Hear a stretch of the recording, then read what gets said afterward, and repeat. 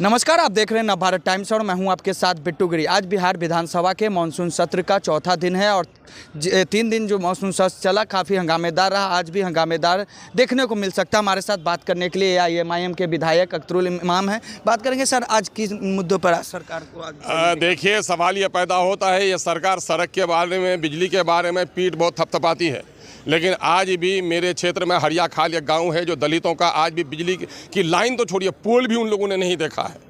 और दूसरा मामला ये है कि वहाँ 4 घंटा भी बिजली नहीं रहती है। पोल उखड़े हुए हैं, तार टूटा हुआ है, ट्रांसफार्मर जले हुए हैं, गलत लोगों को बिल जा रहा है, कोई समाधान नहीं हो पा रहा है और पूरे क्षेत्र में तराहिमा है। सीमांचल के उस क्षेत्र के साथ सरकार अनदेखी करती है, बिजली मंत्री भी इंसाफ नहीं करते और नतीजा ये है कि सुपौल में बिजली रहती है, अररिया में बिजली नहीं रहती। सुपौल में बिजली रहती है, हमारा जो किशनगंज का क्षेत्र है, पूर्णिया का क्षेत्र है, कटिहार का क्षेत्र है, वो अंधेरे में डूबा हुआ है। टेढ़ागाछ में कई दिनों से बिजली नहीं है। दिगलबाग का वही हाल है। ये हाल अमोर बैसा का तो है ही, लेकिन उसके साथ साथ कोचाधामन, बहादुरगंज, किशनगंज, पोठिया सारी जगहों का हाल बहुत बुरा है और डगरू और बायसी का भी बहुत बुरा हाल है। सरकार सोचे समझे तौर पर जहां माइनॉरिटी और दलित के लोग हैं वहां पर सरकार विकास की किरणों को पहुंचने नहीं देना चाहती। नई शिक्षक नियमावली को लेकर आज बीजेपी के द्वारा विधानसभा मार्च हो रही है, क्या आप कैसे देख रहे हैं इसको? नहीं, मामला तो सही है, लेकिन बीजेपी वालों की नीयत तो खुद सही नहीं रहती है ना। अभी जब सरकार में थे तो कभी कुछ कर सके क्या किसानों के लिए, शिक्षकों के लिए? ये जो भी इनकी लड़ाई है सत्ता की लड़ाई है। मामला ये है कि डोमिसाइल कानून लागू हो, पहले बिहार के लोगों को नौकरी मिल जाए, जो लोग भी शिक्षक पहले बहाल हों, सारे लोगों को राजकर्मी का दर्जा दिया जाए और टीटी का जो उर्दू का नहीं हुआ है, पर्शियन का नहीं हुआ है, अरबी का नहीं हुआ है, टीटी स्पेशल लिया जाए और उनको भी बीपीएससी के एग्जाम में बैठने का अवसर दिया जाए। ये हमारा मुताबिक। एक आखिरी सवाल है, 3 दिन तक विधानसभा चला, चौथा दिन है, हंगामेदार रहा। चार्जशीट के मामले पर बीजेपी लगातार करे है कि जितने भी लोग थे उन पर केस हुआ। नीतीश कुमार खुद इस्तीफा ले लिए, तो डिप्टी सीएम से इस्तीफा क्यों नहीं ले रहे? अपने साथ गाड़ी में अब नीतीश कुमार जी का क्या मामला? नीतीश कुमार का स्टैंड तो कभी क्लियर रहता नहीं है। वो तो अपने मन मुआफिक बात करते हैं। वो कहते हैं मिट्टी में मिल जाएंगे, बीजेपी में नहीं जाएंगे, वो चले जाते हैं।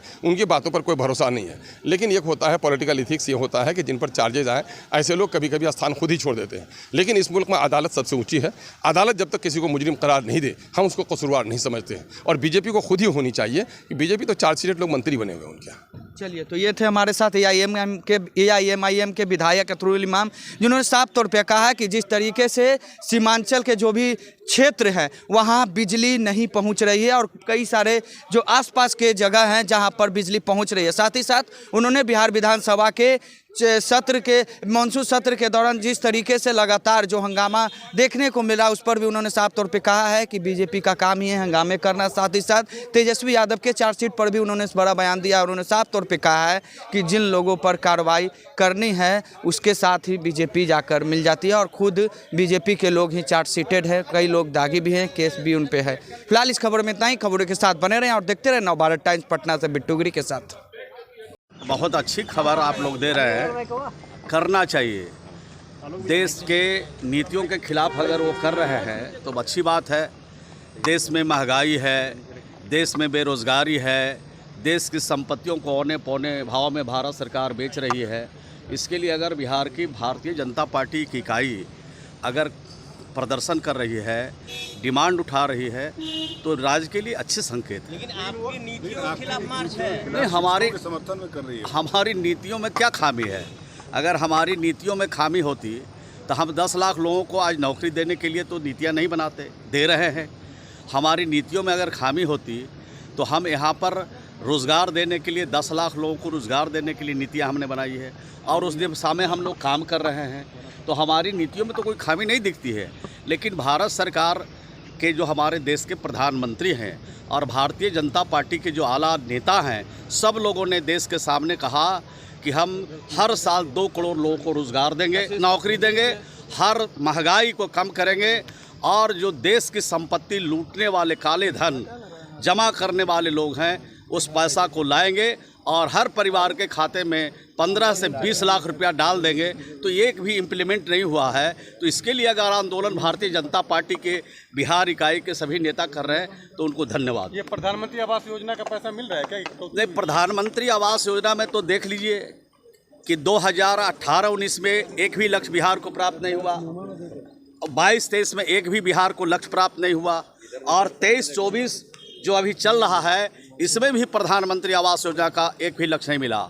और मनरेगा जैसी योजना जो गरीबों के लिए है, जो बेसहारा के लिए है, जो गांव में रहने वाले मजदूर है, श्रमिक है, उनके लिए काम होता है, उसमें 33% की कटौती भारत सरकार ने किया है। यही भारत सरकार की नीतियाँ। धन्यवाद। बहुत अच्छी खबर आप लोग दे रहे हैं, करना चाहिए।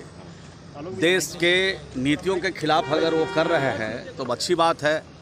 देश में महंगाई है, देश में बेरोज़गारी है, देश की संपत्तियों को औने पौने भाव में भारत सरकार बेच रही है।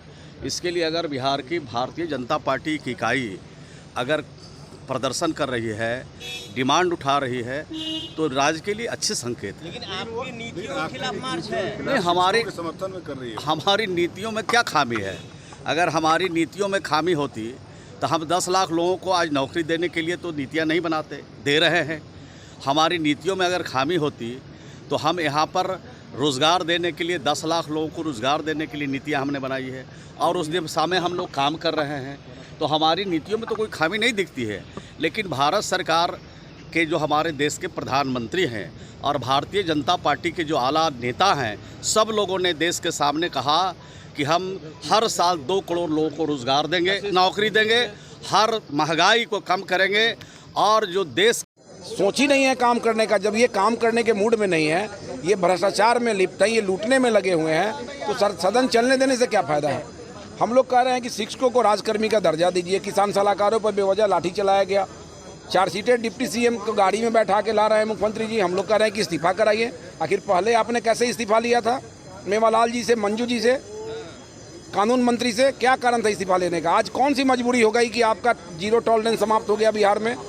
इसलिए सत्ता में रहने के लिए आप भ्रष्टाचार से और गड़बड़ी से आप समझौता कर रहे हैं। ये नीतीश जी के लिए कहीं से अच्छा चीज़ नहीं है। 5,000 से अधिक पुलिस बिल्कुल सदन है। 5,000 नहीं, 5 लाख फोर्स आएगा तब भी आज प्रदर्शन होगा, जोरदार प्रदर्शन होगा और ईंट से ईंट बजाने का काम हम लोग करेंगे। विधानसभा तक, विधानसभा में तो अभी ये घुस रहे हैं, अभी घुसेंगे। पहले विधानसभा में करेंगे, उसके बाद जाके गांधी मैदान से लेके सड़क पर करेंगे। शिक्षकों को रोका गया है पत्र के माध्यम से, जो ये डराने का काम कर रहा है। ये डराने वाली सरकार है, ये शासन नहीं। ये जो है किंग जॉन्ग की तरह जो है अपना नीतीश जी छवि बनाना चाहते हैं बिहार में। ये कभी भाजपा नहीं होने देगा। बिहार के लोगों के साथ अन्याय नहीं होने देगा। और सरकारी जो कर्मी हैं, जिन्होंने चुनाव के पहले वादा करके और झूठा वोट लिया था, उन लोगों को सहयोग करके इनका ईंट से ईंट बजाएंगे 24 में और 25 में। सोच ही नहीं है काम करने का। जब ये काम करने के मूड में नहीं है, ये भ्रष्टाचार में लिप्त है, ये लूटने में लगे हुए हैं, तो सदन चलने देने से क्या फ़ायदा है।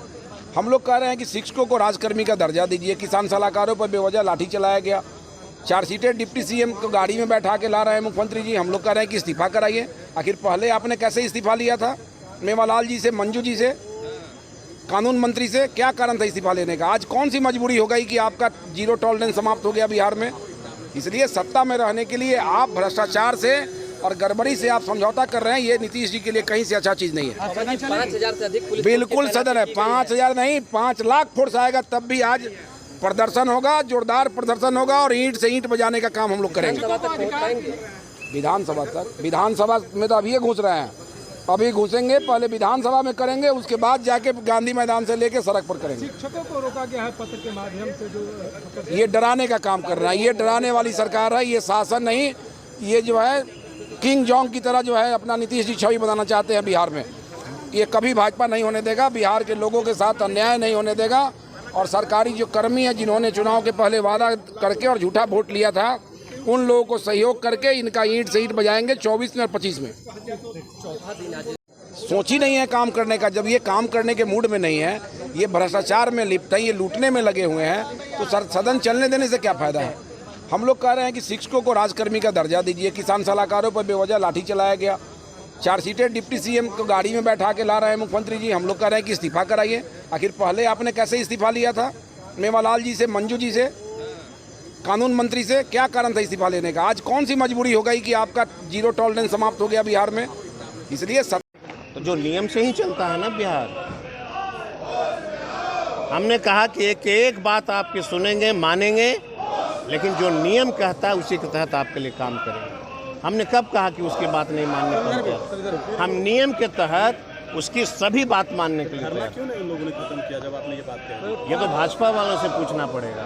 सर कह रहे थे कि कैबिनेट से, ये भाजपा से पूछना पड़ेगा कि आखिर इन लोगों को कौन उस्का रहा है। जलवायु परिवर्तन को लेकर के किसान परेशान है। किसान की एक बात सदन के अंदर नहीं किया इन्होंने, कुर्सी तोड़ रहे हैं। ये लोकतंत्र का मंदिर में कुर्सी तोड़ने को है क्या? सड़क पे बारी आती तो तलवार लेके घूमते हैं, सदन जनता की बारी आती है तो कुर्सी तोड़ते हैं। ये कौन सा इनका परिभाषा है लोकतंत्र का, हमें तो समझ में ही नहीं आता है। वो लोग कह रहे थे कि संदीप जी के पाठक ने कल एक आदेश जारी किया है, जिसके बाद जिला की पूरी मशीनरी को, सारे के सारे पदाधिकारियों को, शिक्षकों की उपस्थिति चुनने आप के लिए सिर्फ रखा एक गारंटी हमको दे दीजिए, आप पत्रकार हैं। 1,70,000 बहाली में आप लिख के दीजिए कि आपका भाई उसमें जो है कोई परिवार नहीं भरेगा। ये आपके लिए भी है। इसलिए मेरी विनती है कि जब नौजवानों की बहाली निकल रही है उसमें आप लोग भी सहयोग करिए। आपने पाठक जी के कौन धमका रहा है? कुछ नहीं कहा। किसने धमकाया? कब धमकाया?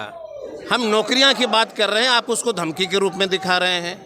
हम नौजवानों को नौकरी दे रहे हैं, आप उसको धमकी के बारे में दिखा रहे हैं।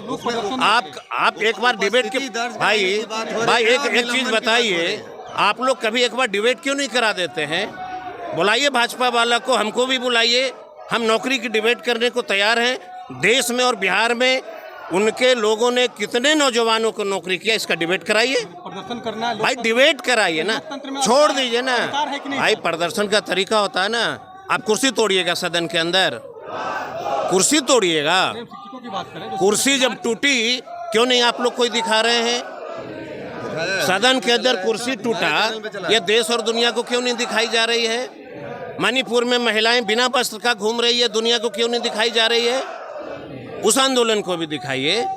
हम नौकरी देने को तैयार हैं, हम नौजवानों के लिए काम कर रहे हैं। तो उसमें हमेशा से अगर नौजवानों की बात होती है तो उसको हमेशा पॉजिटिव रूप में देखना चाहिए। ये सब नहीं चाहते हैं। 15 साल से शासन कर रहे थे। आपने सुशील मोदी का एक डिबेट हमें बता दीजिए जो नौजवानों की नौकरी का किया हो। एक डिबेट कोई बताइए बिहार में। सुशील मोदी के साथ साथ भाजपा का कोई एक मंत्री, एक विधायक नौजवानों की रोजगार के लिए अगर कोई नौकरी का डिबेट किया हो तो हमको बता दीजिए। तो जो नियम से ही चलता है ना बिहार। हमने कहा कि एक बात आपकी सुनेंगे, मानेंगे, लेकिन जो नियम कहता है उसी के तहत आपके लिए काम करेंगे। हमने कब कहा कि उसकी बात नहीं मानने को? हम नियम